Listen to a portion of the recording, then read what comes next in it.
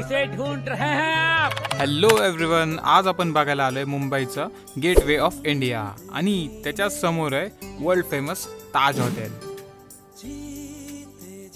आणि आज तर भरपूर गर्दी होती इथं आणि इथं मी फोटो घेण्याचा प्रयत्न करतोय पण काय मावतच नव्हतं ह्याच्यामध्ये. चला ठीक आहे, काय हरकत नाही.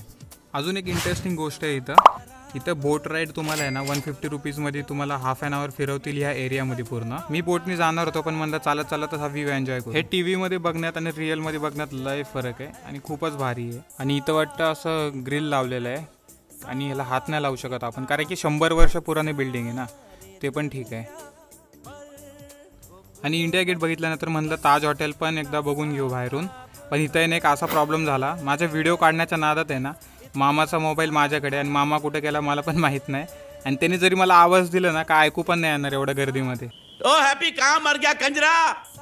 तर इथं फायनली मामा भेटतो हॉटेलसमोर. मग आम्ही इथं आवळा आणि चिंच घेतो आणि म्हणलं मस्तपैकी अर्धा पाऊण तास चालत चालत हा एरिया एन्जॉय करूया. खूपच मस्त, लय दिवसापासून माझी इच्छा होती ताज हॉटेलला पण बघण्यासारखं. आणि आजूबाजूचा एरिया पण खूपच सुंदर आहे.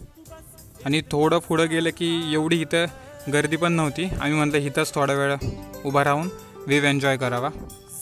आणि that's it for today. Thank you for watching.